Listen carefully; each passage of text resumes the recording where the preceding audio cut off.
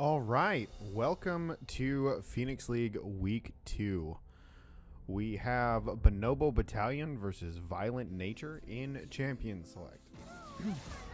Both of these teams have had a long vacation a bit, but they are here and ready to play. We see a Zoe coming out first ban. A lot of people just hate playing against it. It's very oppressive when ahead, and definitely want to get Master Debtor down, taking out his Orion as well. We do see Vayne comes out as a ban against Lake. He has played it before to great effect, and we don't want to see it again.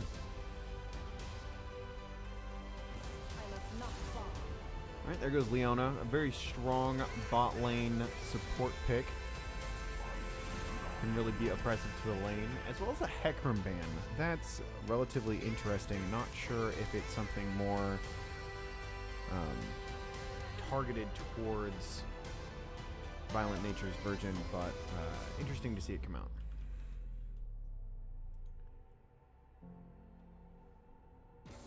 Right. And Volibear, definitely a target or it's got to be a target ban, right? It's either a target ban or a troll ban, one of those two. But either way, we do see that really strong Ornn locked in on first rotation. Not surprising. Ornn is one of the premier top laners, if not the strongest top laner at the moment. And it is exciting to see him picked here in the first round of play. Definitely a target ban against Dark Reach, by the way. Tons of Volibear played in Season 7. We do see that Sejuani locked in on the return. It is a good jungle pick anyway, and it is really, really strong with Ornn, so definitely something you don't want to let them have together. Good to see them picked and paired away so that they aren't both being taken at the same time.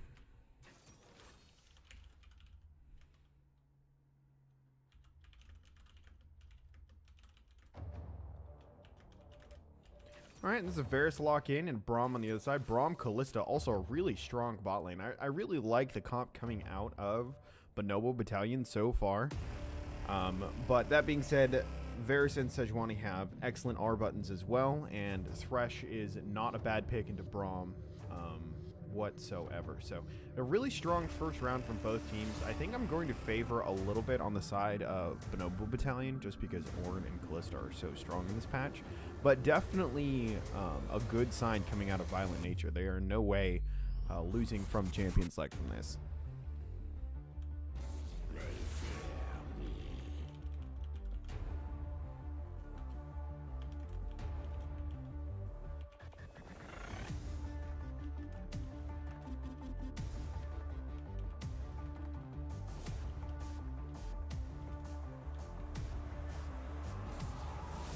Alright, we do see Kha'Zix banned out as they know that the jungler has not been picked up on the other side, as well as Syndra just continuing to try and knock down Master Debtor's champion pool.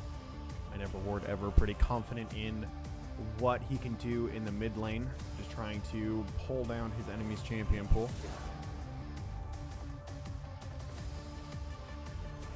Alright, there's a Malzahar, first mid lane ban coming out of Violent Nature, but as usual, Malzahar is a very strong mage on this current patch. Also, very easy to fit into any composition and easy to execute as well. Just something that you don't want to give over if you have any choice. Also, Urgot removed away. One of the champions that I guess they're worried about running into or running Ornn into. He is a very strong lane bully. If he's stronger than Ornn, I don't know, but it's definitely not a bad pick to take away.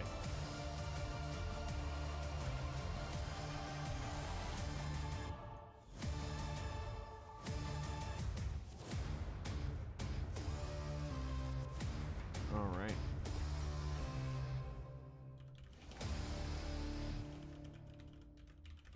Okay, we do see Maokai locked in. A really strong teamfight pick. It's going to have a little bit of a tough time into Ornn just for the first few minutes, but eventually it'll just be a tank slap fest, and once they're out of lane phase, it will not be a problem. We see a possible Ziggs coming in for I Never Would Ever on the side of Bonobo Battalion, adding in some wave clear to the relatively low wave clear that they have so far. Definitely going to lock that in.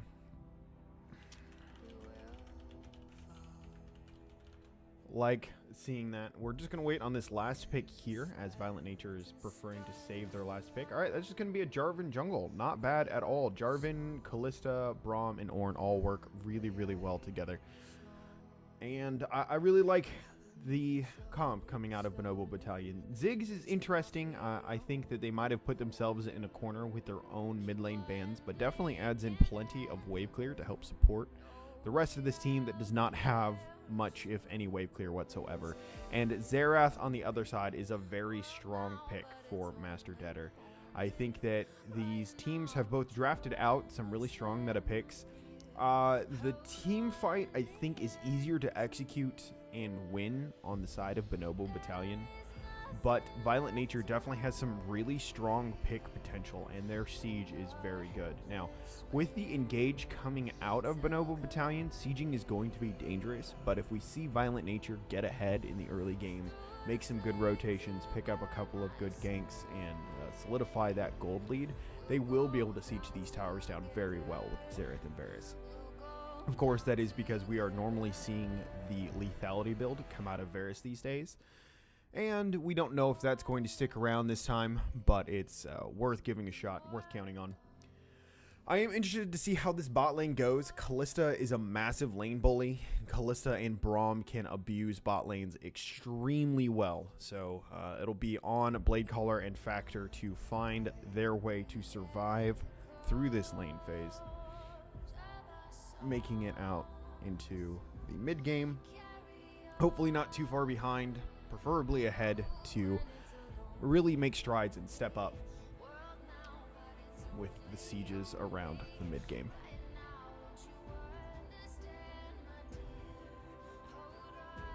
All right, we got our fun 3-minute spectator delay here. Does anybody have some fun conversations they want to bring up in the chat? Anybody got a bold expectation for our game today? I want some crazy expectations if possible.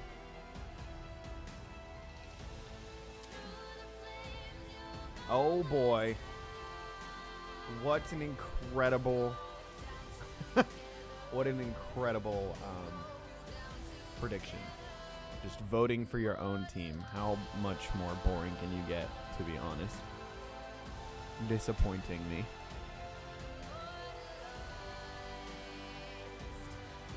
Well, we only got about 1:40 going into it. I'd be interested to see what of the new keystones everybody is taking.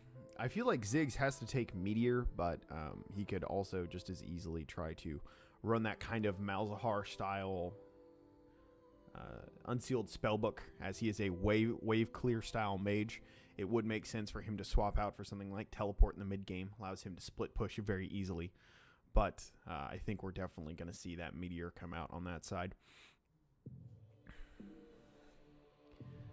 There is a definite possibility that we will see some early action down in the bot lane. I feel like Sejuani needs to gank this early just to make sure that they don't get behind too far. But at the same time, Jarvan is no slouch on their own.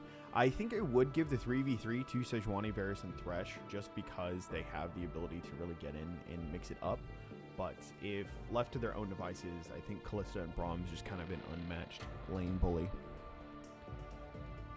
Interested to see how that plays out.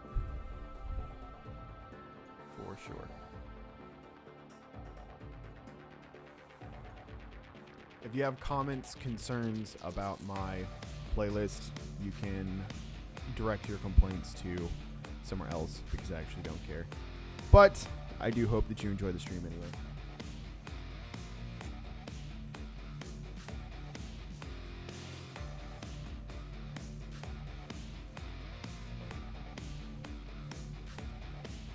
Refreshing taste of Coca-Cola. Phoenix Leagues, brought to you by Coca-Cola. As we load into the game here, wait for it to come up, and then finally get to see our teams go at it. Or not, because League wants to crash on me? Ah, there we go. Okay, now I can switch over. see these guys get it going. Really interesting to see a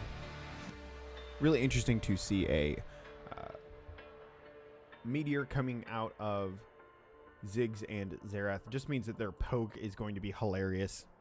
Gonna have a bouncing bomb going through, followed up by Xerath Q just on cooldown. That Xerath Q and Ziggs Q, both really low cooldowns for these meteors to go flying at the enemy team. It's also interesting to see Varus pull out press the attack. We have seen some people go lethal tempo for that on-hit build, building the Ginsu's Rage Blade and then moving into something like Blade of the Ruin King or Runon's, or going Meteor and going for the lethality poke build. But it's interesting for him to still go for that press the attack after the lethal tempo buffs and nerfs to press the attack. But not a bad choice, just not one that we see very often. Of course, we do see both top laners are going for that Grasp of the Undying. There's not much else that you would want to pick in that matchup. It just gives you so much lane sustain with that extra health on proc and ability to trade that even if you can proc Aftershock very consistently with Ornn's empowered W auto attack and everything coming out of Maokai practically, it was so much easier to trade and survive in lane, so that Aftershock isn't quite worth it. Of course, though, we do see that Sejuani is taking Aftershock. Makes sense. Really not much else for her to take anywhere. And I stand corrected. Maokai did actually take Aftershock. It does work on him. You know, he has three ways to proc it. So it's definitely not a bad choice. It just means that in a lane where he's going to get a little bullied, he's probably going to be bullied a little more. Maybe just deciding that he'll wait it out and scale into that late game better. The incredible amount of stats you get out of Aftershock is really insane in the late game. So definitely possible to see us transition there. Oh, I forgot to put my overlay in. There we go. All right. Jarvan's just starting red buff. Sejuani starting blue buff. Very typical. I probably would have liked to see Sejuani actually start red buff this time, just so that she could end around bot lane. Like we said, bot lane's going to be the lane that's going to struggle the most here. Top lane, Ornn is going to be a bit of a bully, but not really going to kill Maokai unless Maokai really just lets it happen. And mid lane's going to be a wave clear fest. So I really wish these junglers maybe had started something a little more non-traditional, but still, we'll see. Nothing wrong with this. Just means that we're going to have probably a bit slower of an early game. Oh, I need to pull up my actual scoreboard. Probably relatively important. There we go. Look at that. Easy peasy. Also, turn that off. All right. We're getting into the meet and greet of it.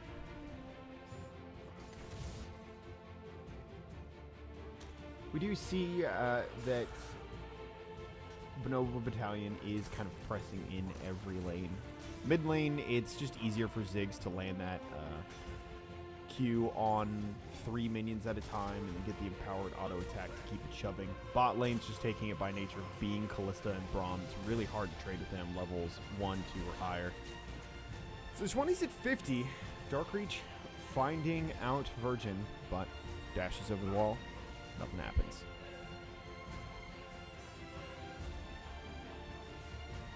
All right. So we do see, as expected, Callista's kind of just taking over that lane. Top lane's a bit of a snooze fest with them popping each other a little bit. That huge Aftershock proc coming out. Looks like Master Deader did manage to get a decent amount of damage onto I Never Ward Ever with Flying Gambino and Greed kind of going at it, making sure that they respect each other. Uh-oh, Greed goes in without his Aftershock up. It's a little bit unfortunate timing on that, meaning he spent a lot of mana for no real return. He's now going to have to kind of give up the route on this. That's one of the things that you really have to pay attention to that you didn't before, right? When you had Courage of the Colossus, if that shield was up, it was 30 seconds. It's going to be up kind of every time that your big CCs come up. But since Aftershock is much easier to proc and it does do damage, it is much more important to make sure you have available when you go in, or really ruins your ability to take trades. As we see here, he's just getting abused by this Ornn. Probably going to send him back. Thankfully for Greed, Jarvan is not around. Oh, Kallista's getting caught here. I don't think they knew that Sejuani was around. Thresh is getting really, really low, and Lake might go down as well. He barely survives with a heal, and Kallista goes down for first blood. Excellent showing by Virgin to show up in that bot lane and get them ahead. And like we said, Sejuani needed to do this. They were getting pushed in.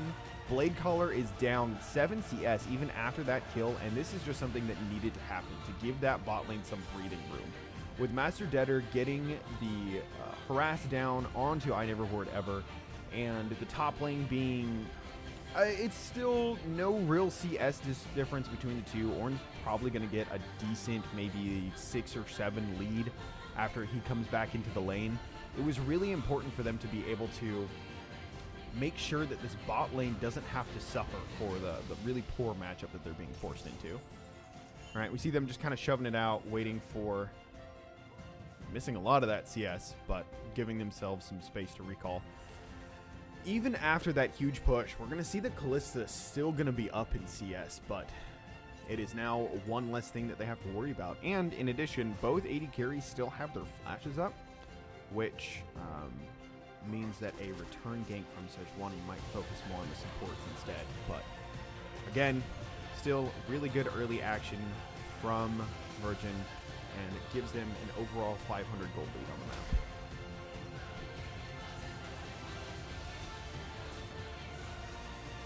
All right, Greed's just going for them. Greedy last hits on minions, and so you take some abuse from Ornn, but no big deal. Gonna hit that recall. Going to pick up some items and head back. Sejuani is on a ward. Was definitely spotted there, but no harm, no foul. Oh, I guess that's her ward. Never mind. Give me a break. I had food poisoning last night. Not gonna catch everything right away. We do see that. Oh, all right. Cleared that. Here's Sejuani. She's back again. And with the flash, she gets right onto Kalista. But like we said, Kallista's flash is up. Braum, however, might be in a little bit more trouble. That Flay lands down. Varus is going for it, but manages to hit the dash back to Kalista.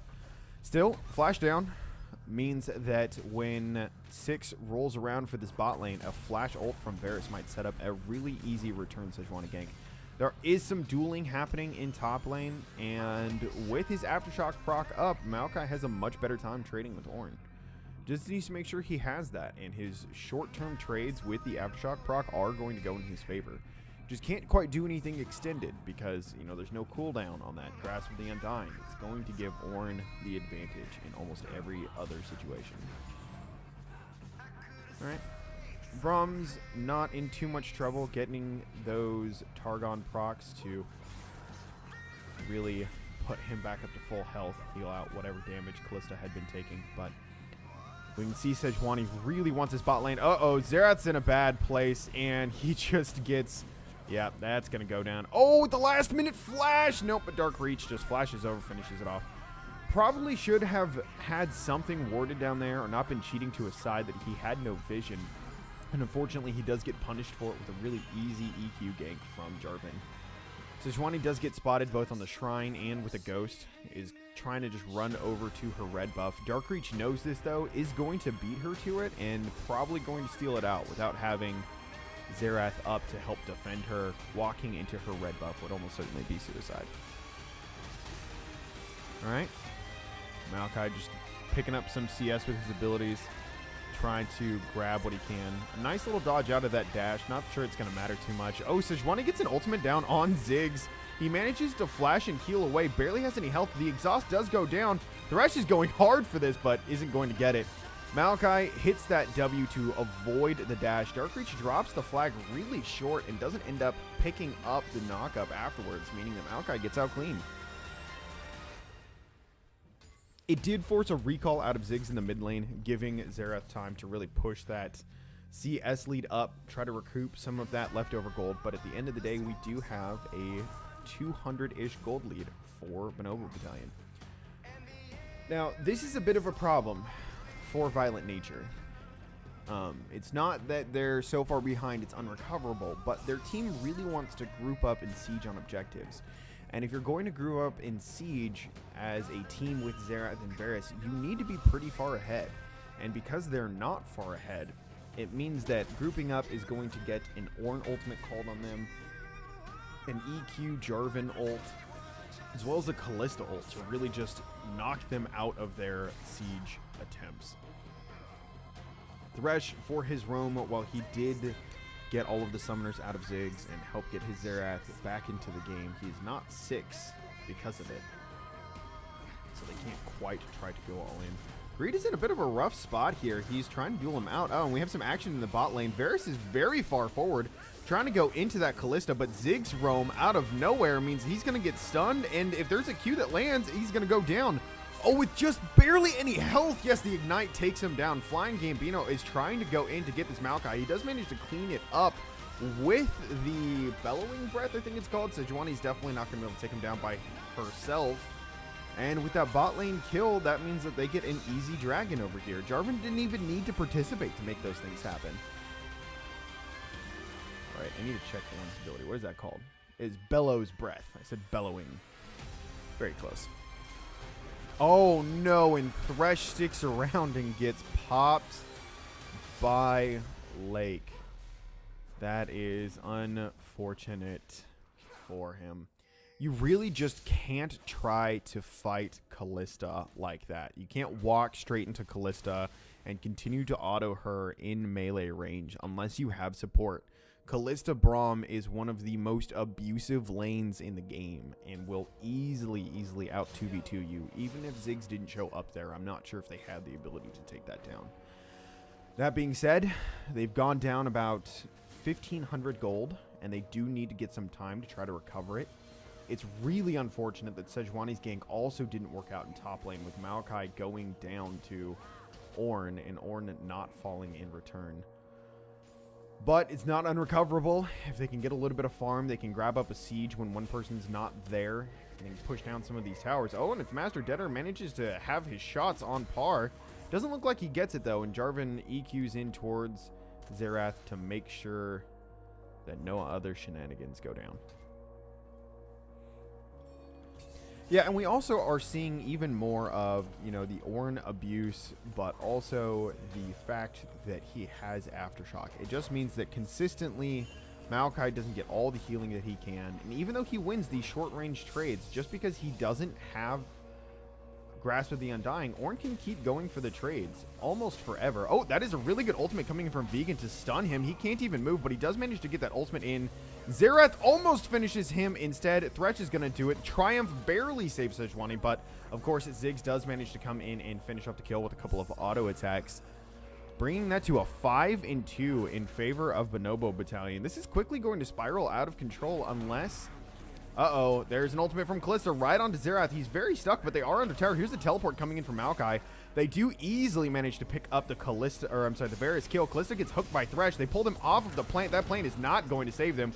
Ornn ultimate comes in as the response teleport from both top laners are rolling into this bot lane. Xerath really wants to pick something up. The Flash Fillet and the stun from Xerath do manage to stop Braum, and this is probably going to be his death, because as soon as, there it is, the Q in from Xerath does finish that off. Just I Never Ward Ever not available for that roam. They are going to try to pick up Ornn here. He's a little out of place. There's a Flay, a stun from Xerath, then down with the W, Arcane Barrage into a Q. Maokai's tanking the tower, but an easy Twisted Advance manages to roll that up. Overall, a 2-for-1 in favor of Violent Nature. That's the kind of thing that they need to do to get back into this game, and it has brought them within 1,000 gold to really help them even out some of this. Sejuani goes in on Ziggs. I think this is more of just a, please stop hitting me with stuff. I don't like it.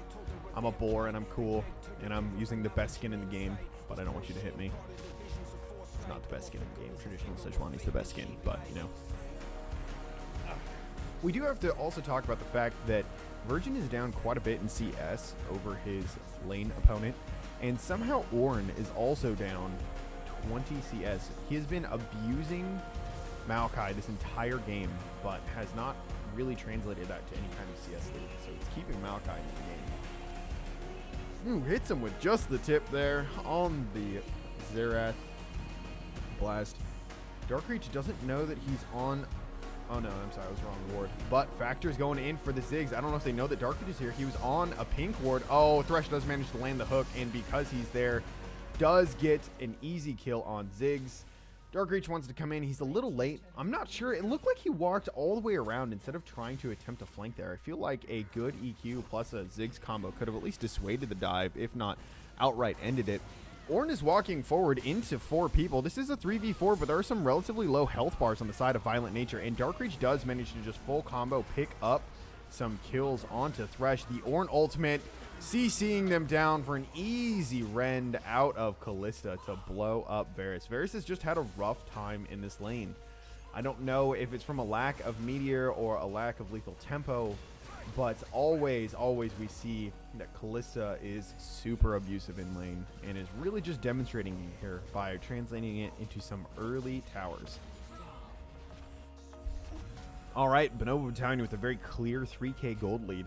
They're doing very well in some of their lanes, but it feels like they needed to do more. With their composition, they really needed to outright win lane phase instead of go even. And it's showing here that Bonobo Battalion just has more R buttons that they can press and instantly win team fights with.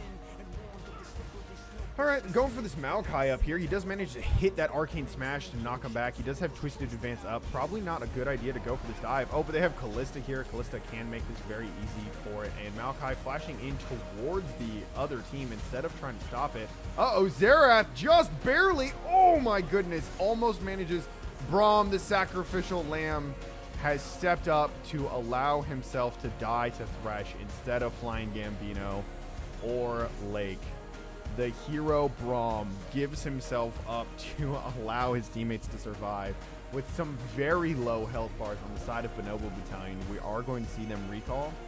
Sejuani's pushing down mid. Dark Reach is going to be here to prevent anything else from really happening. And Xerath is shoving top lane, trying to set up, get back whatever gold they possibly can.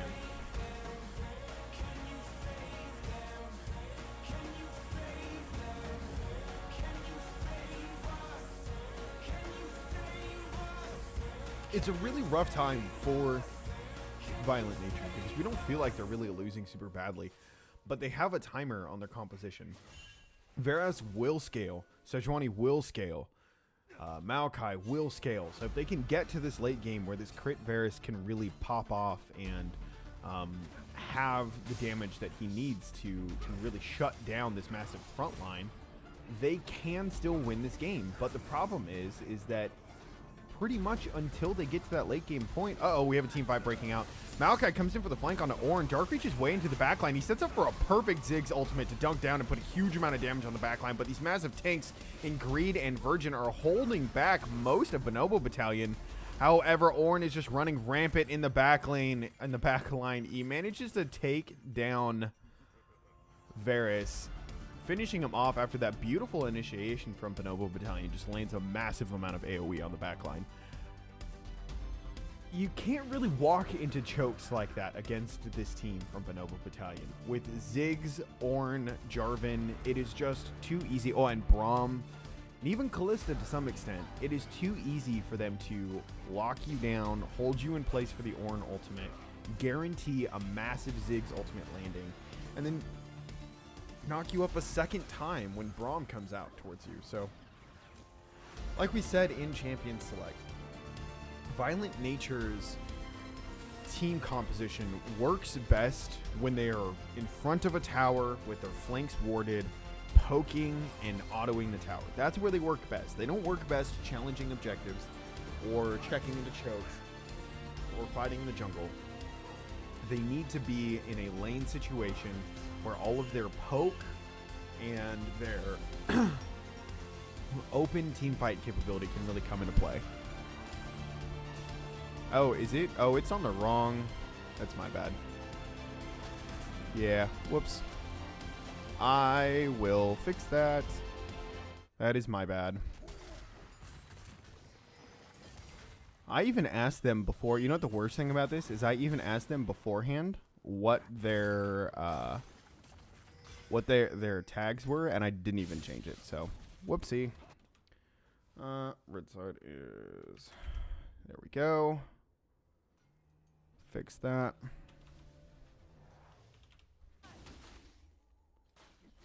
Okay. Well, fix that. Thank goodness. Let's move that over here just a little bit.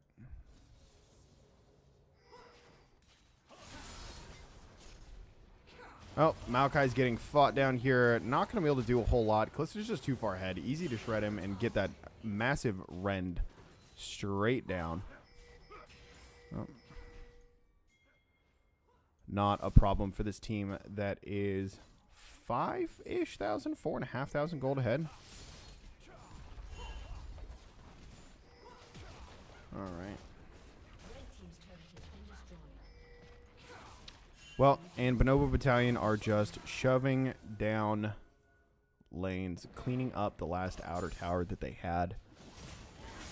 Going to grab another inner tower. Sejuani is here. She wants to not let this happen. Thresh doesn't want to let this happen, but they are alone and too far behind to stand there on their own. Oh no, Blade Caller is getting soloed down by Ornn. He's setting up for this ultimate, and that massive brittle proc means that Blade Caller is going to go down in the 1v1 against Ornn. Master Debtor does manage to land like a point-blank ultimate, but he gets flanked on by Dark Reach and Never Ward Ever, so we're not going to see him do a whole lot other than die here. It's just unfortunate. They're losing all over the map for Violent Nature. They never got a chance to square up and really execute on what their team needed to be in this game. We saw them go even. We saw them make some good plays, but we didn't see them do exactly what they needed to do to position themselves in a way to succeed, right? We knew that they wanted to get ahead enough to siege, but they didn't get ahead enough, and they never even got a chance to siege. So we need them to be at 8,500 gold at 21 minutes. It's really rough for them to come back in without some significant throws from... Ooh, that is a long range Twisted Advance. Ornn does try to flash away, but with the flash from Maokai coming out into that Twisted Advance, he's going to get stunned up and killed here. Just doesn't have the tools to walk down these tanks. He's very far ahead, but not that far ahead. And they do manage to take him down.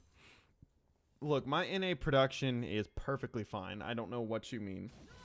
I'm sorry I checked literally everything except for that. I know, it's awful, and I'm worthless, but I will forgive myself. All right, Sejuani, Thresh, and Xerath worried about this Baron, wanting to walk over and check it. It would have been a good time for them to do Baron while they were trying to take down Ornn in the bot lane, but nobody was really in position for it. Instead, it's just a free kill for them. Not too bad for Bonobo Battalion. Violent Nature still walking up, trying to make plays. They do have those pick tools. They have the Xerath stun. They have the Thresh hook. They have the Sejuani ultimate, the Varus ultimate. But they really, really need to make they need to make more picks, right? They need to make more plays. They need to catch somebody out of position, under tower, or in a just in a spot where they don't have assistance, right? Even in this 4v5 with Ornn down bottom, they have to dedicate Varus up top and just hope that Xerath can wave clear this because they have all these supers coming in. Xerath goes down to half health from 2 Qs from Ziggs, meaning that he has to step so far back that even the wave clear still gives them some free autos on that tower.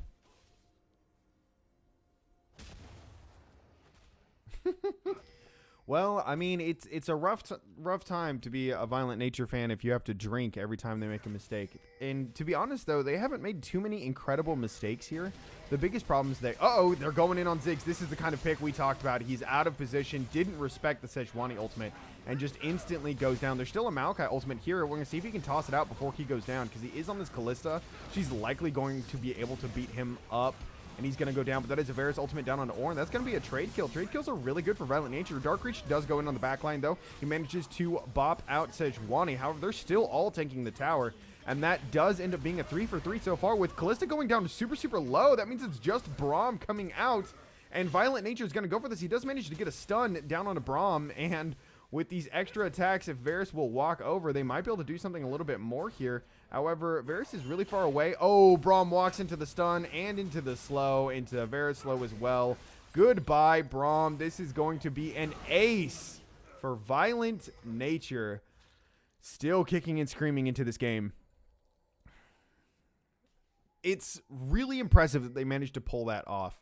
But you also have to wonder if maybe Bonobo Battalion just got a little ahead of themselves there. Ziggs didn't respect the Sejuani ultimate, and if they had just let Ziggs die, backed it up, reset, made sure their waves were shoving, and waited for him to come back, I think they wouldn't have lost so much there.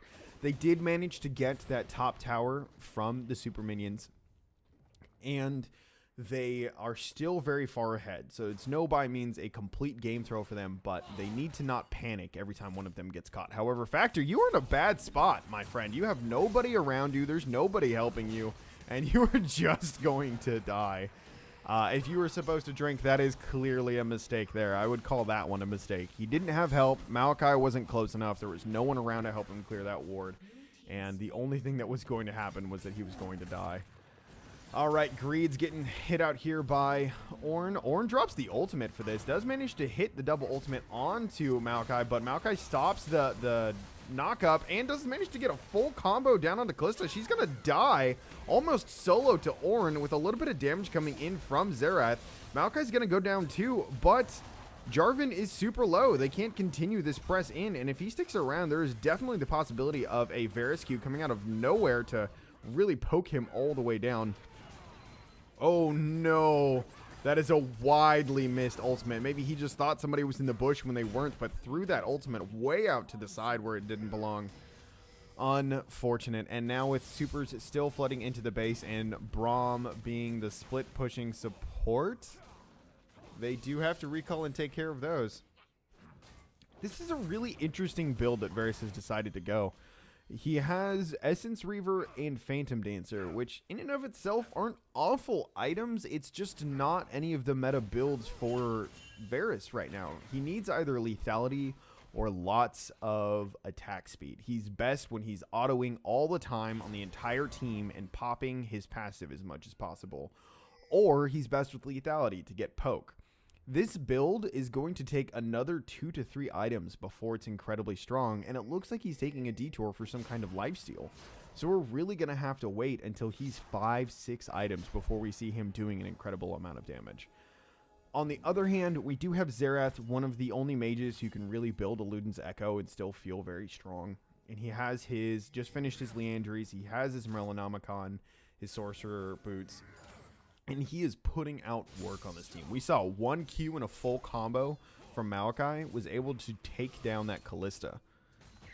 One of the things that, because they've been behind for most of this game, we haven't had a chance to talk about is that Malachi is super good into Kalista. He has a targeted route and can easily stack that with other forms of CC.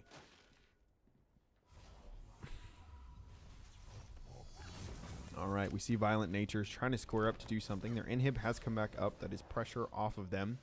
And Braum and Ornn aren't in a great spot, but Violent Nature just doesn't have the vision to really abuse that, not knowing where the rest of the team was until just now. All right, you don't want to walk up there, Xerath. Oh, that was a scary ward to place, my friend. Does manage to get a little bit of poke on the front line. Not necessarily people you want to be hitting. They're the ones with the magic resist. There's an Ornn ultimate. They want to go for this, but he only lands it in onto Thresh. Not the best person to pick. Sejuani does go in onto Jarvan, lands that ultimate. There are some Xerath bolts coming in down from the sky, and with Ornn and Jarvan in the front line, they're managing to peel back quite a bit, while Malachi is just tanking up the back line. Darkreach is going to go down, and while Bladecaller might die here, definitely dies to the Ziggs ultimate. That is a 1-for-1 so far. Violent Nature needs to get back and heal so they can back into this fight, but Thresh is in a bad spot, manages to flash out. Malachi's just running straight at Kalista. Does give up on it, twisted advances onto one of the tanks and gets a nice arcane smash to knock them all back up. Xerath is giving them some return damage, looking to try and poke them out. Neverward ever does take another shot, and with Sejuani at full health, they're looking to try and chase this down, maybe pick up some return kills. Not seeing it, though. They do manage to pick up their second turret of the game with the minions in the bot lane, so Bonobo Battalion is going to have to send someone down there to clean that up.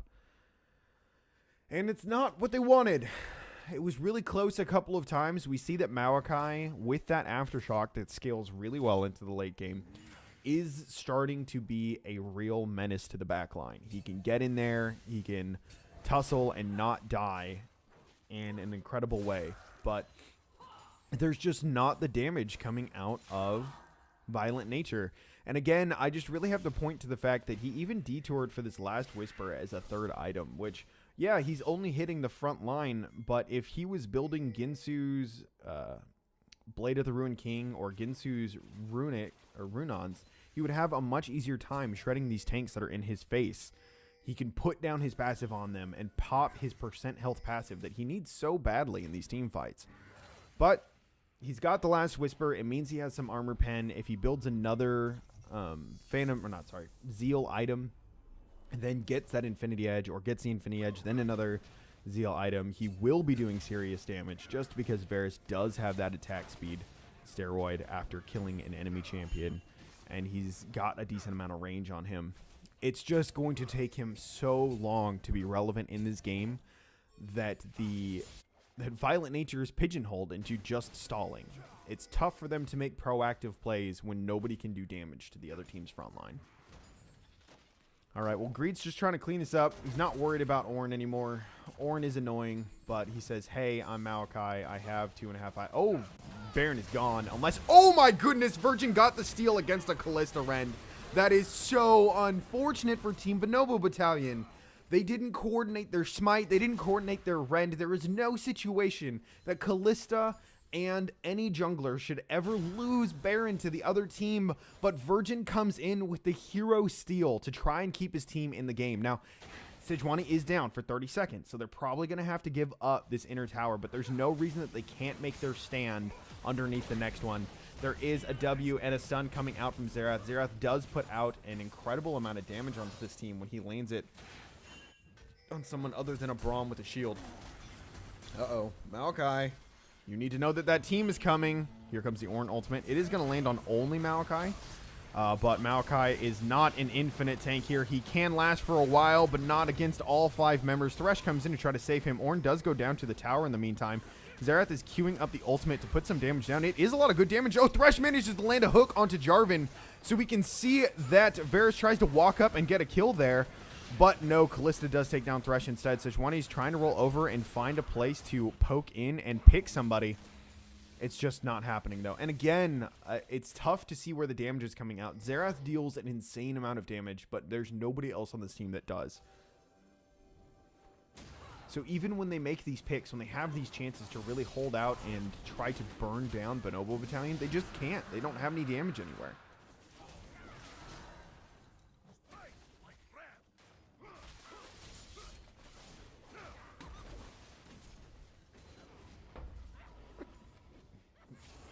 At the end of the day, though, this 7K gold lead has sat and not grown very much for Bonobo Battalion. They're really having difficulty ending this game. They managed to rotate out, make some really good early movements, to play around the map incredibly well for the first 20 minutes of this game. But they need to be more decisive on their engages, on where they're going, on putting Ornn in the lane that already has pressure and moving their team to the other side. Having Ornn split push a tower that's still up doesn't actually help you, because he can't really solo kill Maokai anymore. He can't really get in there and try to shove down a tower in the same way when Maokai can just walk up and hold the wave outside of tower range. They need to put Ornn in the lane that already has pressure and put the rest of their team in another lane so that they can hard engage as soon as Maokai's not there. Instead, they're waiting for these 5-man fights and trying to make fights around the split pusher, which means that Violent Nature gets to bring their entire team in for free. Uh-oh, Factor's in a bad spot, has to flash out. He is safe. There is still a Baron buff on a couple members of Bonobo Battalion, and their inhib is back up. But it looks like Bonobo Battalion wants this. Varus ultimate goes wide. He's knocked up, and the Ziggs ult is going to land on a lot. That is an amazing amount of airtime for the front line and a Blade Caller on Violent Nature. And with all of them going down, we have to wonder if this is going to be game over. Bonobo Battalion smells the blood in the water. They are trying to push forward with Callista running forward. She does manage to get hooked, but that's an easy Quicksilver. It's only Xerath up. Actually, with the ace, that is going to be the end of the game for Bonobo Battalion. They did manage to make the engage work. They went in. Everybody hit R at the same time, and they took down Violent Nature. It took them Probably 10 minutes more than it should have, but we do see that Bonobo Battalion takes game 1 over Violent Nature.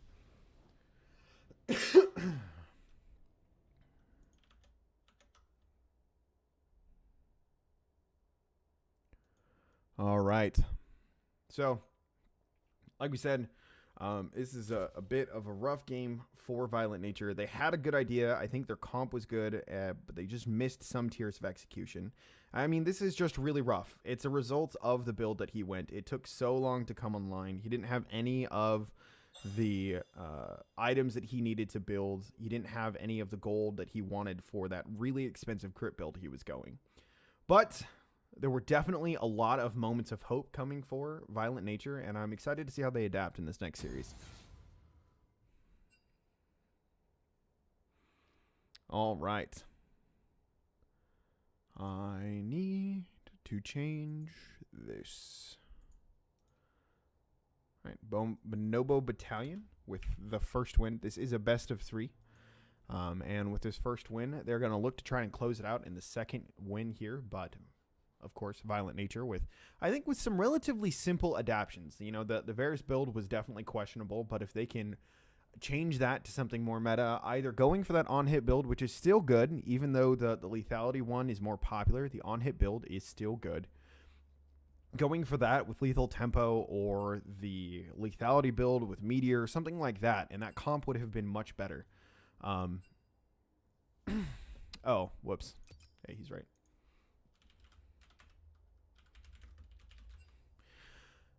And, of course, props to Bonobo Battalion. They had a team pull it out to...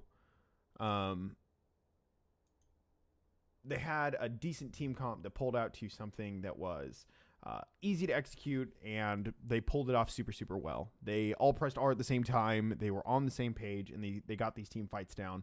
In the mid-game, I think that I Never Would Ever got caught once, and they kind of flailed around for a minute trying to recover something that they never really lost in the first place, and combined with an unfortunate Baron steal made that game a little bit longer than it needed to.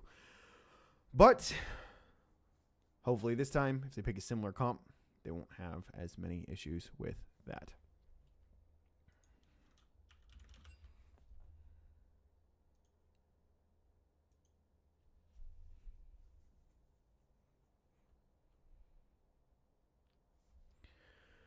All right. Popping on my music that I probably had on for way too long, but that's okay.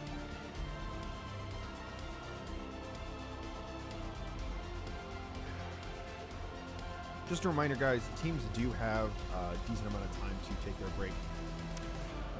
Between games, they do not have to start right away. They're probably talking a little bit about, you know, what they want to do, what they want to change from game to game, and they are definitely allowed to do that. Whew.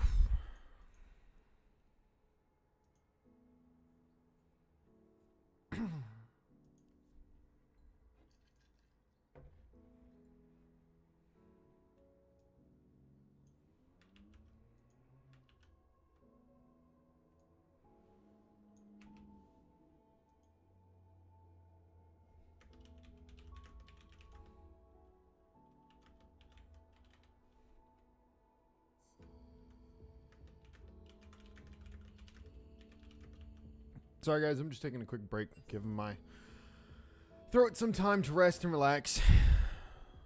But we will be back momentarily.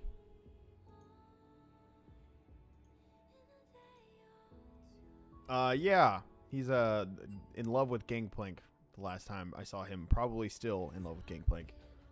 I don't think I've messaged him since season 5 or 4. It's been a few years, but yes. He's one of those people that never changes their name, so I don't typically forget. All right, we are in Champion Select. Let's see what kind of adaptation Violent Nature makes here. Very good. Orange Band. See ya. That was very annoying. It made their team fights incredibly difficult. Wasn't the reason why they were losing their team fights, but it was definitely an enabler for Jarvan, Ziggs, Braum to do everything that they wanted to do.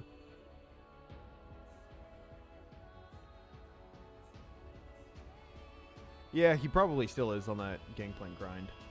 Wouldn't surprise me in the least. Again, the Zoe comes out from Bonobo Battalion. Just don't want to have to deal with that. And the Vayne, still don't want to see Lake on that Vayne. Probably a fair call. He's one of their big carries, and Vayne is quite strong in this preseason. There's another Oriana ban. Calling out that play. There we go. There goes Maokai out, and you say, hey, if you're not giving us Ornn, you can't have Maokai. And with the ban of Jarvan here, they are removing some of the key components that they lost to in the last game. I think that's a good thing. They can pick Leona. That's pretty good. It does indicate that Violent Nature is going to go for a completely different type of build here for their team. Probably going to go something more engage focused. You don't typically pick Leona and then say, hey, let's siege. So, of course, Lake is going to go right back to that Kalista Braum that did so much work for them last time. Leona, however, is a strong laner, so if they can pick up a decent lane here, we're probably going to have an explosively powerful bot lane. I'd like to see something like a... I mean, it's rough to try and pick something that's good into Kalista, but you know what? Xayah is not a bad pick. The root is much harder for Kalista to dodge than other targeted skill shots. And with Leona backing her up, it is going to be even easier to just get that stun onto Kalista, into the root from Xayah, into the ultimate from Leona. But we do see an Azir coming down, which is a very strong mid lane pick, and they had saved their mid lane pick for last round. So it's interesting to see them pick it up on their second rotation. But that being said, Azir does do an insane amount of damage, and Master Debtor was definitely the bright shining hope of their last game. So if he can pull out that same kind of lane, that same kind of damage, but on a much higher damage carry like Azir, we can really look to see him make some plays in these team fights. Now there goes Hector McGann away from Virgin. It is a thing that he likes to play. I took the effort of going back and seeing if it was just something that Virgin really enjoys to play, and indeed it is. So, hasn't so much this season, hasn't played a whole lot this season, but it is El Clasico, from what I understand.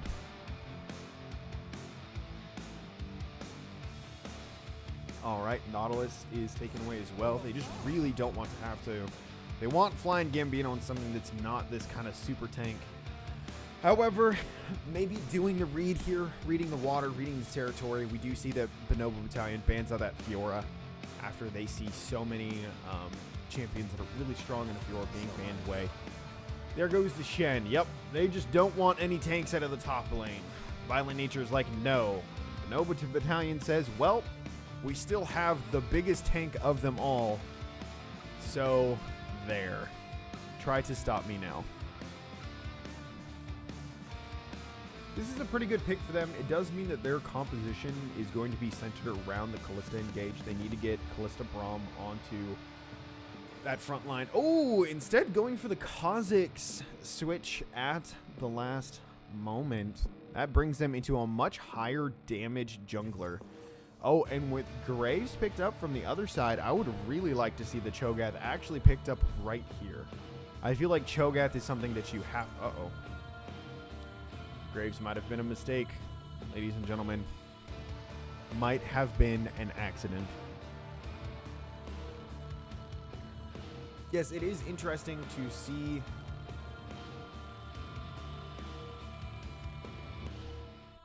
It is interesting to see that they ban Vayne but leave Kalista open. It feels like you either pick one, pick the other, or ban one, ban the other. We are definitely going to get right back into champion select here. It looks like the Graves was a mispick. They are just going to pick ban the exact same thing all the way through. She'll be back on track momentarily. Like I said last stream, if you dislike my song picks, please leave a comment on my comment box. comment box.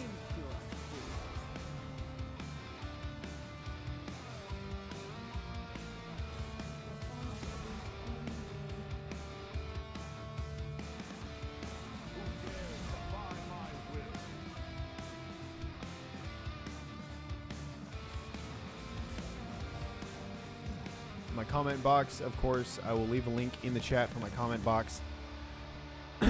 I'm going to turn the music off for the game. That was a mistake last time.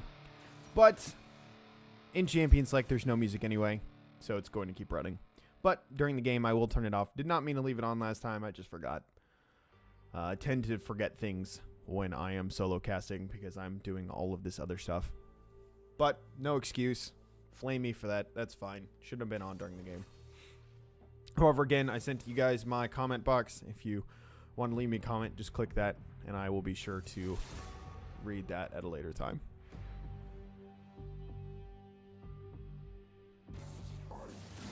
All right, here we go. Getting back into it. We are going to see the Nautilus ban. We're going to see the Fiora ban, and then the Shen ban. So, hopefully, no more mispicks. So I go.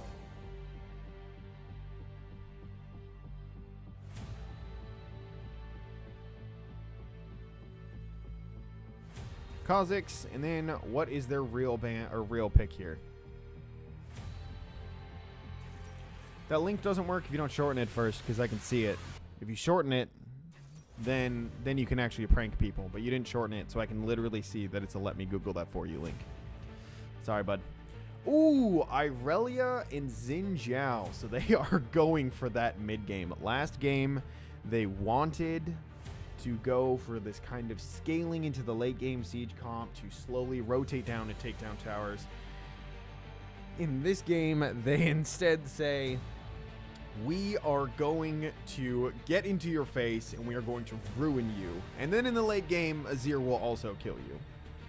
Azir's damage in the early game is not bad anymore. It hasn't been bad for a while, but he's still definitely one of those late game terrors that if he's good in the mid game and doesn't get shut down, he will be terrifying in the late game. All right. Interesting that they picked up Trundle. I like almost all of Bonobo Battalion's picks except for the Trundle. They were hovering Cho'Gath, and I think Cho'Gath would have been a much better pick here because there's not really anyone who's going to be super tanky on the team of Violent Nature until late in the game. Leona has to get support items first. She'll be a little tanky just because of the new runes, making that easier and more accessible for her. But it won't be till she has 3 or 4 items that she's truly a monstrous kind of tank. Irelia and Xin Zhao both rush damage items first, so these first couple team fights are going to be a little rough for Trundle unless he can really abuse this Irelia during the game.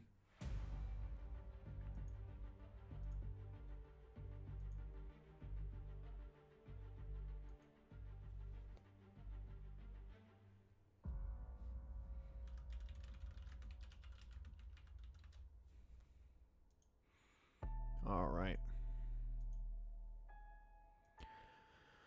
Well, here we go into game number 2. Excited to see what everybody has. Looks like Trundle has picked up a press the attack for this game. And is running Resolve Secondary. Same thing for Irelia. Picks up press the attack, Resolve Secondary. Xin Zhao has picked up Electrocute. Interesting. I'm not sure if maybe I just missed the boat on that, but I was pretty sure that everybody was still building that press the attack on Xin Zhao usually. So with him bringing in Electrocute, we are for sure going to see something a little... Maybe he's just looking to get in that like really early burst damage with Irelia. If they both get onto the same target, they can just blow up a single target. So that might be the goal, to just get on the back line, blow up, target the same person, blow them up, get them out, remove them from existence for a minute, and then finish off the rest of the team fight. On the other hand, the rest of the lanes, we can go down this real quick. There is a Aftershock on Leona, not surprising. We do see Braum picking up that Guardian again. Makes sense with his ability to dash to an ally. He can proc that Guardian super quick. Glista taking press the attack, as business as usual, as well as Xayah, who has picked that up as well. Kha'Zix pulling out the Electrocute, very normal. Ziggs with Meteor, and Azir with Meteor. All very typical across the board.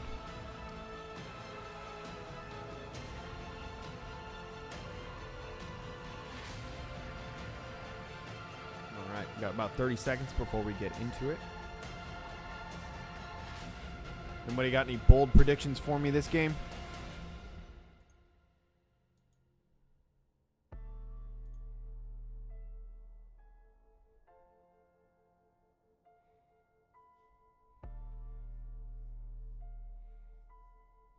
No bold predictions for this game. All right.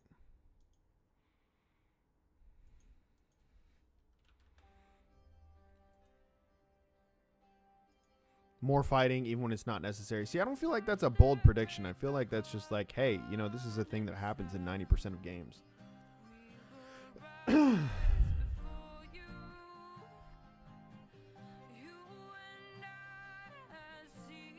You know, if League could do me a huge favor and not try to crash out while it's loading in, that would be awesome.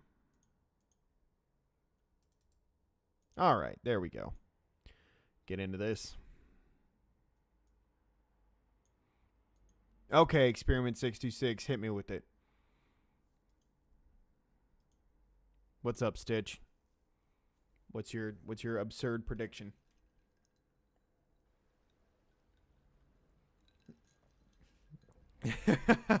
Well, what's ironic about that is that in the previous game, he built Essence Reaver and a few other things, right? Essence Reaver, a few crit items. Ironically, those items are not bad on Xayah.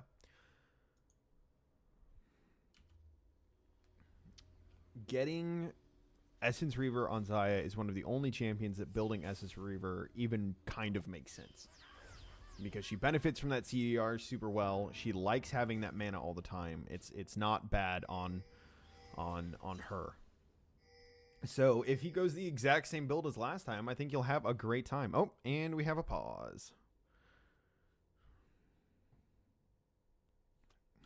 Interesting statement there. Let's see if you're right. I'm going to pull up Blade Collar here.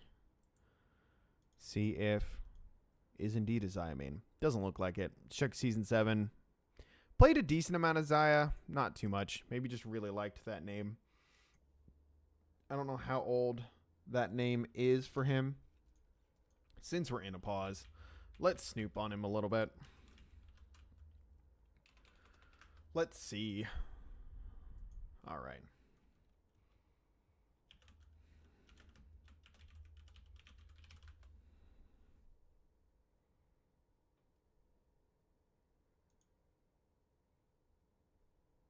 We're just going to take a little quick snoop.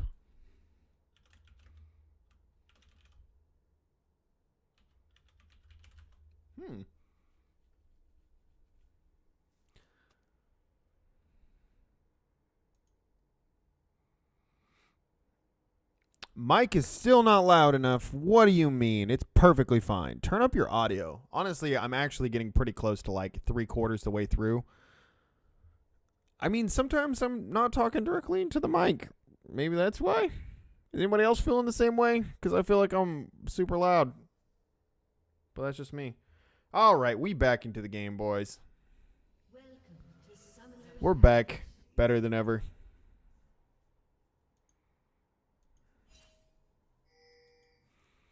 Yeah, Mr. Dragoth. Maybe you need to turn your volume up, my dude. I'll boost me a little bit. We'll see. We'll see where this goes. All right. All right. All right. All right. Okay. Getting a good line of scrimmage here. No shenanigans from either team. We do see that Xin is adapting from last game. Mentioned that earlier, that in the last game I wanted to see somebody start on the wrong side, or not the wrong, but on a different side, and really intend to end their route down towards the bot lane. So it's good that he's taking this adaptation. You need to get on that Kalista and Xayah early. And Xayah and Leona are even faking this bot kind of, oh, never mind. Caster curse me. Doing the exact same start. I have to admit that this Xin Zhao spectator bug is hilarious. So I'm going to watch him walk all the way up to his other buff because it's just some of the funniest crap to me. Wait, no. We got to watch the Xin Zhao bug. Look at this. It's beautiful. It's so beautiful. He's just athletic in every way. Incredible. Anyway. People returning to lanes. Going to be an exciting time. Aurelia kind of getting shoved in by Trundle early. A bit to be expected. Looks like she started with that W, I guess. I think. No, she started with E. Interesting. Seems like a bit of a Season 5 thing to do. But, you know, if it works. I guess she was worried about maybe some early action from Trundle. Q and W kind of press the wave a little bit better. Maybe I'm the one that's crazy. Everybody's doing that these days, but not what I would have expected. Kalista and Leona going under tower early. Again, Kalista is that lane bully. She does miss a rend, though, so if they wanted to take this 2v2, now is the time. Trundle is walking down towards mid, trying to get some damage and poking in on to Master Debtor. Whew. Kha'Zix messes up Xin Zhao, though, with that 3v2. Master Debtor does manage to get out of it, mostly whole. They lose Virgin's flash on the back end of it, but he managed to dodge the pillar and most of Ziggs' damage, so he's going to be just fine in lane. Nothing to worry about there. All right, Aurelia, she's going in. She gets the level 3 onto Trundle and does go in for that. Ooh, oh, she barely manages to get that kill. I think it was Scorch, empowered by Press the Attack, manages to get first blood for Aurelia onto Trundle. Oh my goodness, that was an unfortunate... See, and that it was such a strange roam out of Trundle. He didn't get anything really there from Azir. And then when he comes back in the lane, of course he's down on experience, but still walks up, tries to take CS on Aurelia, looks at him and says, no, I'm actually just going to kill you instead. So just an unfortunate decision kind of coming out of Trundle here. However, as per usual, we do see that the Kalista is 10 CS up. Xayah is going out. The stun does come through, the Braum stun, but that does mean that she can't be stunned again. And with Leona and Xin Zhao there, Kalista's definitely going to go down. The kill goes to Leona. Not the best. Hopefully that they give this one over to either Xin Zhao or Xayah. Ooh, the flash stun. Come on, Xayah. There you... that's a little unnecessary. Probably should have just let Xayah have that. He didn't have flash, didn't have ignite. Trundle, you still don't necessarily win this. Oh, she queued a minion! What? Oh my goodness, Amanda, you have got to be drinking now. Greed misclicked a minion and died instead. That's so unfortunate because Aurelia was winning that. That is a lane that she wins super easily, and instead she queued a minion. In fact, you know what? We have to go back. I have to make sure that I'm not wrong about this, because I'm pretty sure. Let's bring up these time controls. Yeah, back up one more time. We gotta watch this just one more time. All right, we're done there. See, we see the unnecessary auto attack from Leona. Go in, auto, and then here it is. Here's the legendary Q. Yep, right onto a minion. Unfortunate, to be honest. All right, let's skip all the way forward. Right into a pause. Look at that. It's like I intended it. Was 100% intentional. Yeah, that's just really unfortunate. We are coming back from a pause, but if you hadn't queued a minion, you would have been in an excellent place there. However, that being said, I do think that Aurelia still kind of wins this early game with the Tiamat coming out of Trundle, she needs to wait until she can finish a Phage or a Sheen. Yeah, they paused for me. They knew in the future, 3 minutes in the future, they knew that I was going to do a replay, and so they paused for me. Oh, no. Ziggs doesn't have anything. See ya, dude. Free kill for Azir. He had flash, he had heal, but his reaction time was just too slow. Goodbye, Ziggs. Xin Zhao going to stick around, recognizing Azir doesn't have much mana. Help him shove it out. Oop. Oh, no, you missed the cannon minion. I thought it was my lag, but nope, it was his brain lag. However, 4-1 is an excellent start for Violent Nature. Much better than last time, and Kalista is shoving in. They don't... It's a nice route coming through, but they have so many minions they don't want to deal with this. This is a pretty big minion wave for Trundle to be fighting in, but he does do a decent amount of damage to Aurelia. If she doesn't Q a minion here, she should be alright. She does come in for the Q, and with Xin Zhao there, that is an easy cleanup for them. Xayah flashes in, but stops walking for whatever reason. Is going to get stunned here by Braum. Braum, you didn't auto her! Oh no! She's going to be able to walk up, but it's stuck on minions. Leona might be up to finish this off again. She goes in for an auto. She does need to finish this. Leona, I don't understand why you auto when it wasn't necessary and don't auto when it is necessary, so that's a little unfortunate, but they do manage to get lane priority back, and that's kind of what matters here. They are ahead by 1,400 gold-ish, I guess. I don't know, that math is harder for me. 1,900 gold? Yes, 1,900 gold. We do see that Xin Zhao is making things happen all over the map. Kha'Zix has been farming up a storm, though, and is incredibly far ahead in CS. Looking and noticing that he is only about 200 gold behind. It's not bad considering he hasn't participated in any kills. But top lane is in Irelia's favor for sure. Mid lane, we see that this CS lead and this kill lead is definitely helping him out. And bot lane is also very close between them. But with this support, this bloodthirsty support, taking a ton of gold over her lane opponent.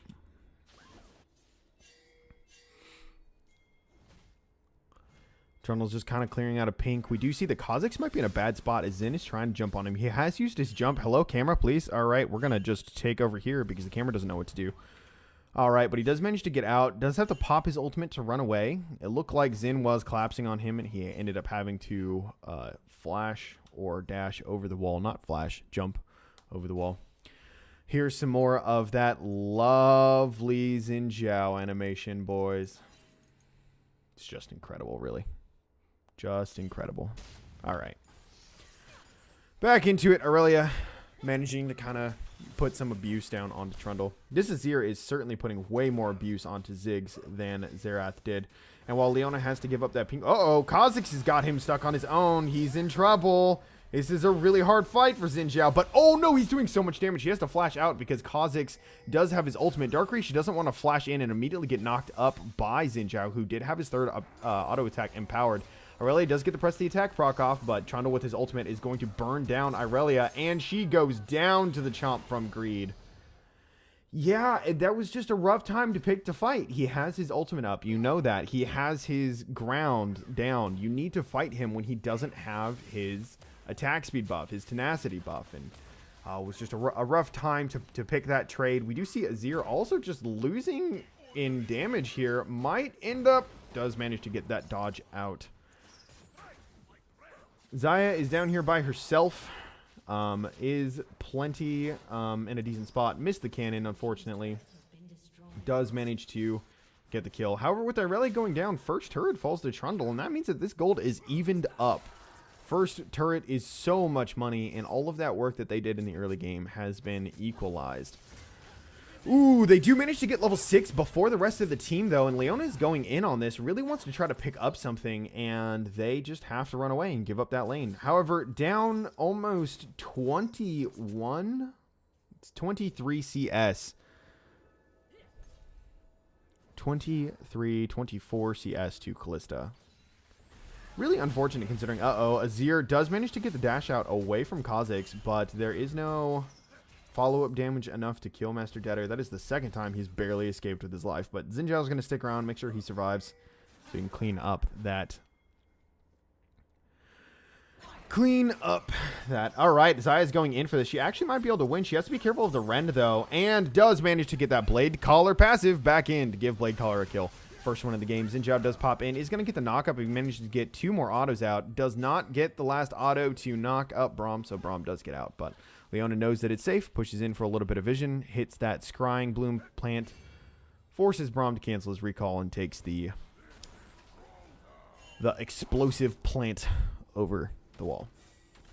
All right, water break.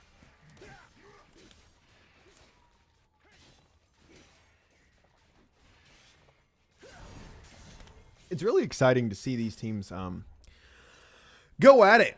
Get some action in the early game, considering how mild last game was. That might have been a bad idea to use Blade Color there, just because it used all the rest of Xayah's mana. She cannot ult now, as far as I can tell. Yeah, it doesn't have enough mana anymore because she decided to use the 40 mana Blade Color when it was clearly not going to root anything. But she doesn't pay with her life or anything, just means that she kind of has to hit that recall. Leona also recalling, and this recall pattern means that they are going to give... Oh, never mind. Canceled. Xayah's walking over as well. It doesn't really make sense for them to fight this. This is a Cloud Drake. They don't have vision. Xayah doesn't have much health or mana. Just kind of letting it go seems to be the better plan. Especially because they pull Trundle's teleport out of it as Irelia is pressuring down that top tower. And it gives them a bit more lane priority, a bit more map control that they can play with. Of course, it does mean that Bonobo Battalion did pick up that dragon. It'll help if they get an Elder later. And it does help them make slightly faster rotations, but not important enough to lose a team fight for Violent Nature. Master Debtor just really trying to put out as much work as possible on both the Xerath and this Azir. Dodging out skill shots left and right, trying to survive, doing the best he can. Xayah is down an insane amount of CS here. It's really unbelievable that she's even keeping up in gold considering that. Uh-oh, Azir, this might not be the time. You've tried. You've worked so hard, but Kha'Zix's invisibility from the brush puts you in a bad spot. Unfortunate. Now, this gold is neck and neck, and unlike last time, both teams have some real heavy mid-game spikes. They scale... I think I have to give the scaling to Violent Nature in the late game, just because eventually Kallista's going to have a way harder time trying to deal with both Xin Zhao and Irelia, and that's not going to get much better for her into the late game, with Leona and Xayah being able to damage her. And Azir has way less difficulty. Uh-oh, Leona's going in. That's a stun. She's going to drop that ultimate, I'm sure, right after the flash. This is a 3v3, though, with Ziggs down here. Xin Zhao just goes in directly, wants to push him off. Braum does manage to get the auto-attack stun. Leona gets the stun as well. It looks like Xayah is going to be able to finish that off. Azir goes down in the aftermath to the Ziggs ultimate. Xayah is walking up, but she's going to be under tower. She steps too far. She's going to be stunned, and that's the Ziggs Q. Unfortunate for Xayah. It looks like she got a little too aggressive about that Ziggs when she could have taken a couple of steps back and just kind of focused her damage onto the Braum that was out of position. Leona can't go that far with her, and with her being that close to a stun, she had to know that she wasn't going to be able to last very long and not be stunned. All right, well, Azir still doing just Azir things. Doesn't matter if Ziggs isn't in the lane. He's still going to be here doing good stuff. Kha'Zix really wants something out of it. Pops his ult to try to get something too, but Master Debtor just says, hey, I don't use this thing unless I need to defensively. So, of course, you're not going to get it.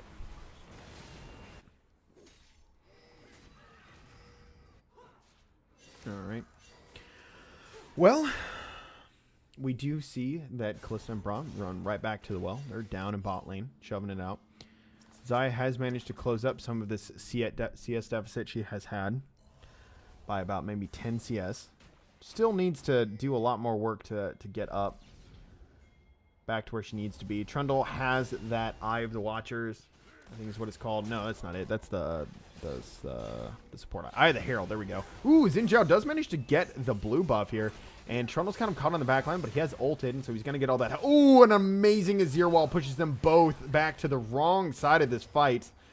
A jump and auto attack from the blast cone does get Kha'Zix out, but that just was Azir saying, by the way, now you're going to die. I'm tired of this. Well done, and it means that the top half of the map for Violent Nature is very strong right now.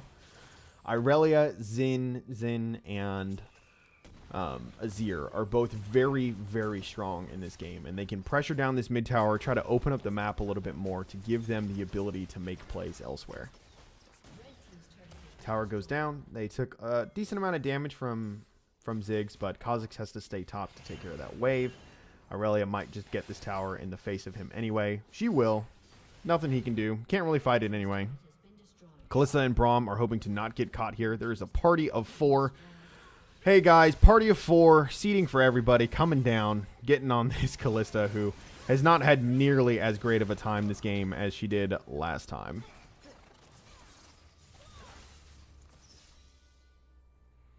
All right. We do see that this is going way better for Violent Nature. They're up 4 kills, and up 1,000 gold. They need to start pushing down more towers and get some pressure there. It's difficult into his Ziggs, and because he clears waves so well. But if they can put pressure in multiple lanes with Irelia and Xin Zhao, and kind of just shove down another lane with Azir and Xayah, Ziggs can't be everywhere, and so they will get something, and especially when he dies like that.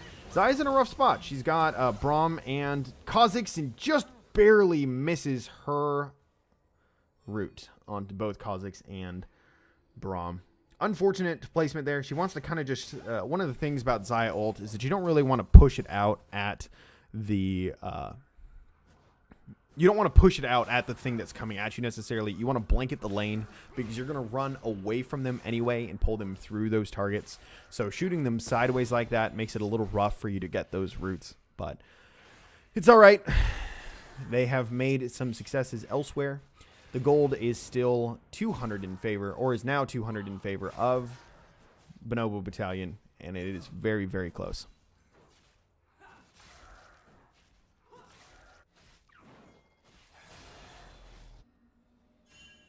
All right.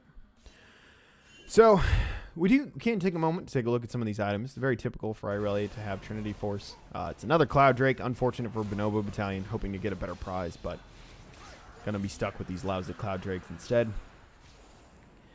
The Titanic coming out of Trundle is fine, and we do see him going immediately. Uh-oh, is there gonna be a fight here? No, they walk away. We do see him going immediately into tank, because like I said, there's not really a good tank for him to ult in team fights on the other side, so he does have to go that Titanic and grab more tank items, because he's not going to be able to siphon the tank himself. Xin Zhao is in... Oh my goodness, that Kha'Zix stealth. He walked right by them. That was incredible. Oh, man.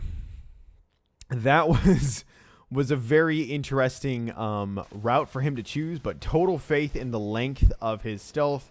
Manages to kind of just squeeze out by these guys. Yeah, it is interesting to see both of these junglers not take, as we move on to the next row of items, neither jungler has taken a green smite. Both of them want to go blue, they want to go red, they want to carry the team, they want to do damage. Okay, Irelia's going in for the 1v1 on Trundle. I don't know if this is a thing that she wins anymore. She was doing well early game, but Trundle's ultimate means that dueling him is nearly impossible. However, now there's help. Now his ult is off, and now he's dead. So with 4 people up here, Irelia is a little down low. Kha'Zix is looking for this. Does manage to kind of get into the brush. Is sneaking around, doing what he needs to do to find somebody. But he can't do this forever, and he does come out of vision directly on top of Xayah. Xayah does not get the root down, but Irelia is like, hey, here's a free Kha'Zix. I'm going to take this. Xin Zhao's on the back line dealing with Kalista, but now they're on the wrong side of the map here. And Leona's just going to walk up, get that flash stun in. Bladecaller does manage to get the kill, but goes down in the aftermath with the ignite to Braum. Braum has that red buff, but Irelia picks it up off of him with an easy blade dance. What's that Q called? Something. Blade surge. There you go. Too many blade names. Boys, too many blade names.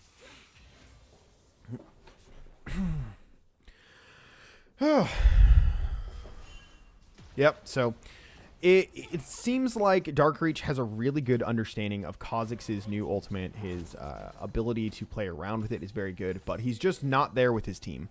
That was always going to be a bad fight. Trundle died early, and even though Irelia is at half health, it just means she has a free stun and might be able to heal back up before you manage to kill her, and we saw that exemplified there. So we really need to see... Oh, but there's that invisibility we were talking about. However, Master Jetter always has that dash. He always has the dash available to him. And it means that he just dashes right out. One of the things that we haven't talked about... Uh-oh, might be a fight here. Ooh, nice little sidestep from Master Deader, but he is alone. And with Dark Reach here, might be rough. He goes for the jump. There's a Ziggs ultimate. Oh, and Master Deader takes the Ziggs ultimate, but gets the wall down to keep himself safe. A heal from Master Deader just to make sure that that Braum Q doesn't finish him off. Anyway, one of the things that we haven't mentioned is that in the first game, Bonobo Battalion had... Oh, and I haven't switched my... Because this is what happens when I solo cast, is that not only do I forget things, I forget to change back to my overlay, you know? That's something that's really difficult to do when you have to do everything. I'm going to whine. Woe is me. All right, give me a second. I'm really just filling time while I look at my scoreboard and then change words that were supposed to be changed already. All right, that never happened. This overlay's been up the entire time. Woohoo! Anyway. Uh-oh, there goes Aurelia. She's very strong, but she's not that strong. However, with 3 people on the bot side... looks like Violent Nature is gonna turn towards Baron. However, they don't really have anybody who can tank it, right? Like we said this early about the weird Trundle pick, is that Xin Zhao and Aurelia don't build tank early, and so they still don't have it. Braum does manage to get a nice ultimate down into a nice Ziggs ultimate, and with Trundle on the backside, this might be a bad thing for Xayah, who manages to heal and flash out. However, they do get the kill onto Braum with no cost of their own, meaning that the map is now a 1-for-1, and Aurelia's up in 13. Yeah, it's really rough for Violent Nature to try to bait a Baron. They don't have any, like, you see Aurelia barely has some armor, but she's going for that Blade of the Ruined King first. She has a Bramble Vest, and this Dark Reach is here. Goodbye, Xin Zhao. Isolated and killed. Even amongst the constant vision that Violent Nature has, those Moby Boots mean that Dark Reach gets to move with impunity from brush to brush with his invisibility. Oh, man. What was I saying before? Oh, with the first game, Bonobo Battalion did manage to draft a lot of CC, right? They had Ornn, they had Jarvan, who has a knock-up and his ultimate to keep people still. They had Braum and Callista, right? Just an enormous amount of team fight control. What did they trade that for, though? Instead of getting any kind of crowd control out of their jungler this time, they went for Kha'Zix, who admittedly has done a lot of damage, but doesn't know how to lock people down. In addition, they picked Trundle, who has a little bit of a slow, and that's about it. So we can see a lot of these team fights are going to Violent Nature just by, Dark Reach has caught Xin Zhao again. Oh, he did a ton of damage to him with that Electrocute proc, but not enough to kill him, and with no support nearby, Dark Reach is going to get out. But yeah, we're seeing a lot of these team fights go Violent Nature's way just because they have the ability to control the fight. They're the ones determining the pace, and it's on Bonobo Battalion to outplay them. It's super important for Violent Nature to stay together. They need to put out more wards. Leona's caught. She does have a lot of Ren stacks in him, but again, Callista doesn't really want to step up into the team of Violent Nature. If she walks near an Azir soldier, she's basically instantly... Oh, speaking of instantly dead, Dark Reach picks off another. Well, they're doing Dragon. Let's take a look over here. Here's the real problem that we're experiencing, right? Look at this. Look at this warding, right? One ward here, one ward here. That's it. Nothing. Their red ward was killed. They have no ward here, no ward here, no ward here, right? So we're looking at a team that doesn't have any pink wards in their inventory except for this poor support that is trying so hard to get vision for her team and can't. And they're just getting picked off by Kha'Zix.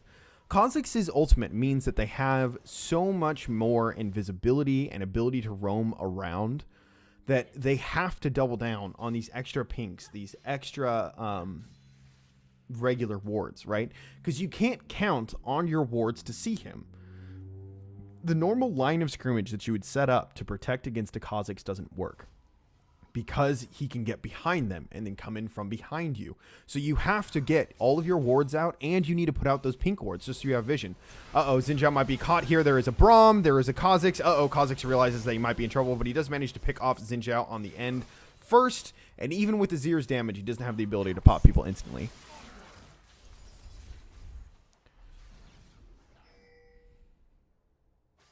All right, well, they did manage to take it out here. Yeah, so they are managing to literally outskill Violent Nature right now. That's it. It's just that Violent Nature, they don't have... and in fact, I don't even think skill is the right word. They're not outskilling. They're just out playing the map. They're putting out wards. They have more pinks. They have more vision control for Kha'Zix to play around on. That being said, this Baron Call is super dangerous without Trundle. He's the only one with armor. But Irelia has caught him in the middle with that. This is a rough team fight. Xayah's going to get caught out and pretty much instantly deleted. Same thing for Leona. Oh, this looks like desperation coming from Violent Nature. They don't need to do this, but they feel like they have to because they are getting picked off. They're not in a position to succeed, and so they're trying these things that they don't need to. They don't need to walk into darkness. They don't need to do these things. But now, because they checked into darkness, they are going to lose Baron. Azir puts up the turret for some extra defense. And with 2 people down, they can't really defend against this Baron. Now, they're... Bonobo Battalion's still going to take a ton of damage because Trundle refuses to walk forward. But, you know, they will eventually get this. Since Trundle doesn't know how to stand slightly closer to Baron. But they did manage to get it, thankfully. And they are pulling themselves into a lead in this game. When Violent Nature had every right to be winning.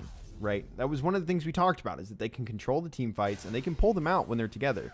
But again, they have had a minute and a half to themselves in their own jungle, and they have 1 pink out and 1 other ward.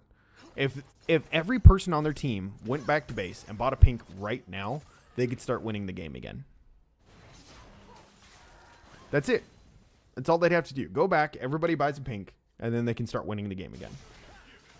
With Kha'Zix being so stealthy and having the Duskblade passive, one of the underrated things about the Duskblade passive is that it tells you when you're on a ward, even when the scanner part of it isn't up, because the buff begins to drop off. You begin to... Oh, Leona wants to go for this. She does manage to get a slow down onto Ziggs. She gets the stun, and Ziggs is holding on that jump, but he does manage to pop away with the satchel charge.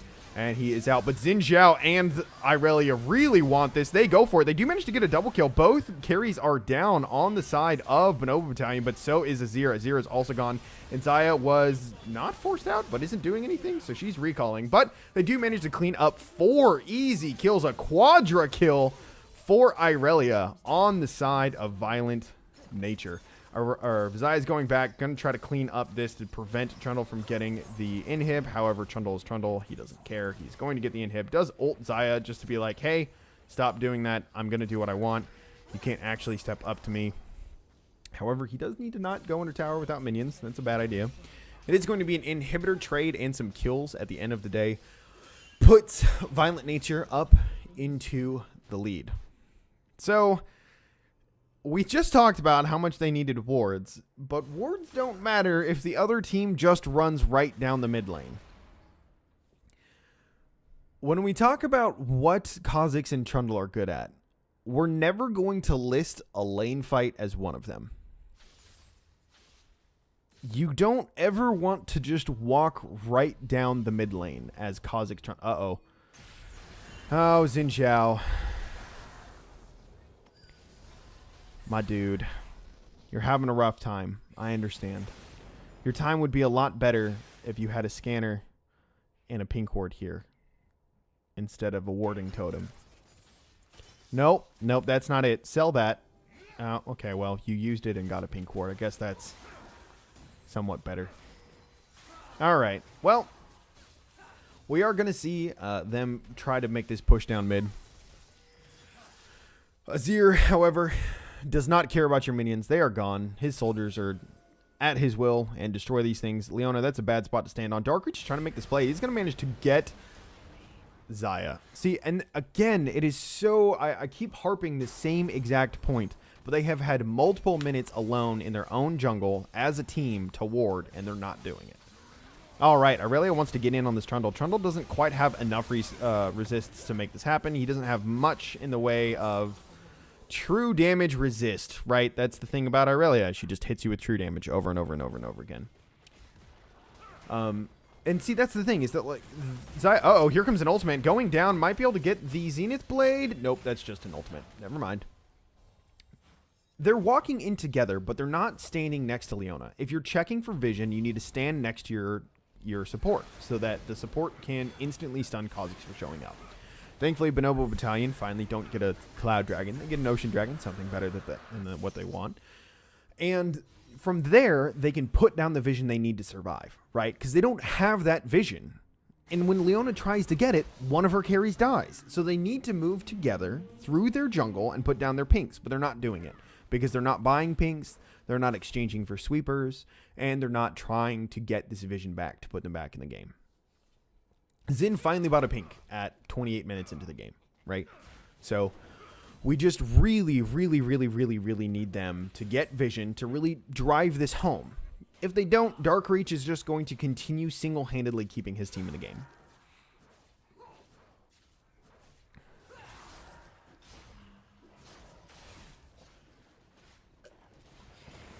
All right, well, even with the Baron and a decent push, because they ran it down mid, Bonobo Battalion is only 300 gold in the lead, giving Violent Nature plenty of time to try to catch back up.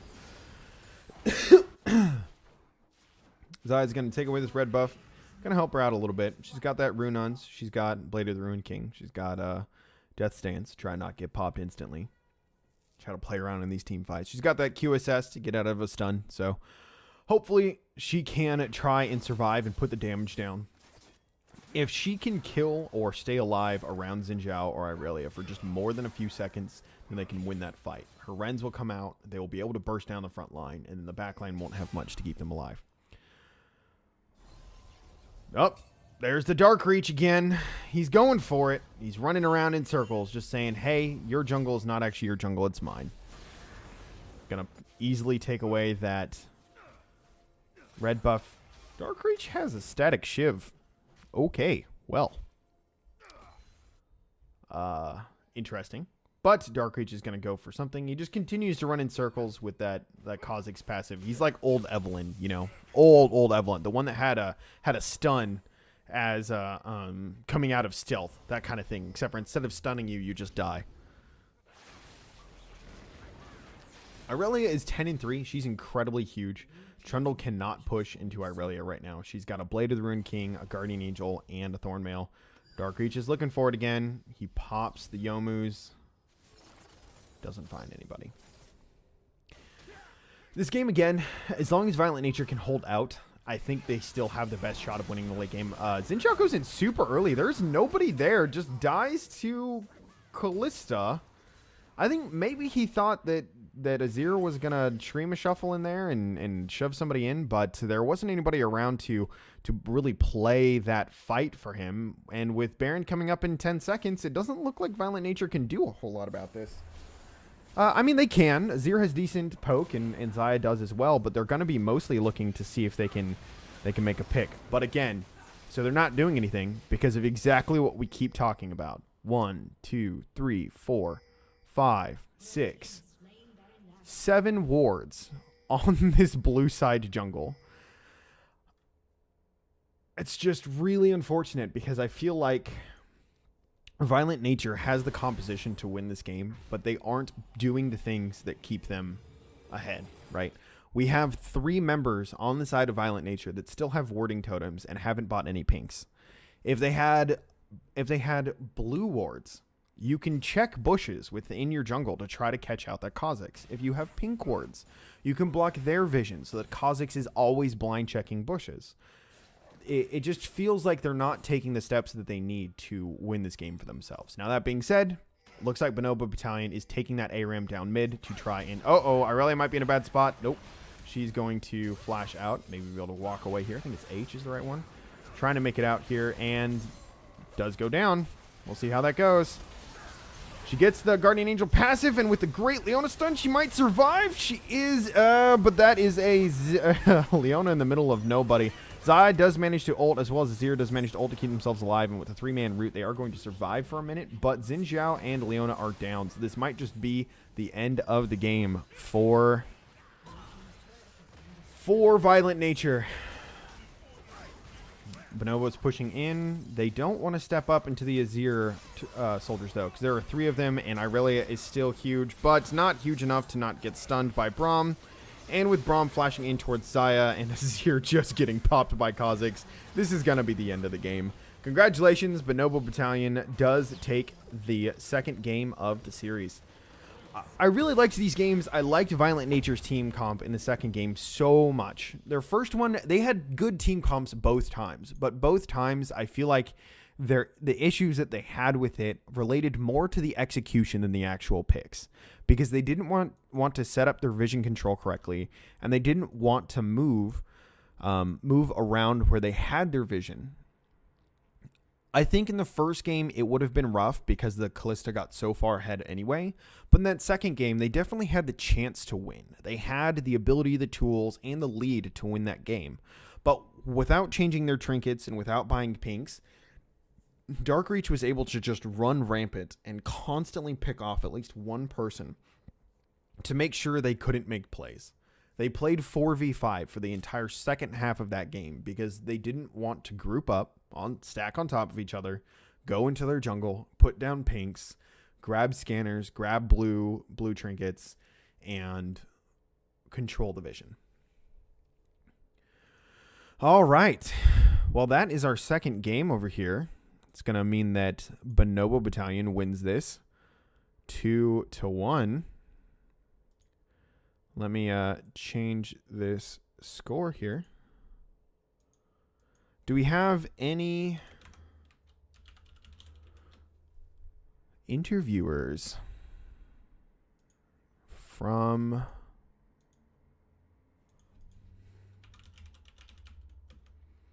Team Bonobo?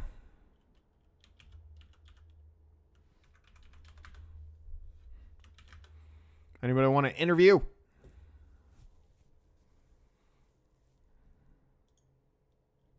Nate. I don't know who Nate is. All right. There's Nate. Hello, sir. Welcome. Hello. Welcome to the stream. What was your IGN? Darkreach. Darkreach. Well, Darkreach, you definitely helped pull your team out from the hole that they were in this last game. How are you feeling? Pretty good. I mean, I kind of just kept my level head and played my game. Definitely. Now, I really liked your guys' comp in the first game. You got the Orange Jarvan combo, which is basically the dream wombo, right? And Well, I was Ziggs on more top of that concerned is about just... the Ziggs Jarvan. Yeah, Ziggs is really good into that as well. I mean, if you put down the Jarvan ultimate and the Ornn ultimate, the Ziggs ultimate, it's kind of your just free win button there. Yeah. But what I'm more interested in is this second game, because it felt like the first game, you know, Ziggs got caught out once, and then you guys didn't really find your footing for about 10 minutes. And then when you finally found your footing, you pushed it in and finished the game. Right? It was like a long-term just like stall button that they hit. Yeah, they hit that stall button, and it felt like you guys, after Ziggs went down, didn't really hit your rhythm into grouping, shoving waves, and then finding the best place to show up. But that one seemed much more cut and dry. Whereas in this one, it felt like you guys really had to scale back and reassess the way you were going to go about this game. So let's start. First question, real question at least. Why Trundle? You had a decent pick here, and you were running through a decent team comp. Funny story. And you hovered Cho.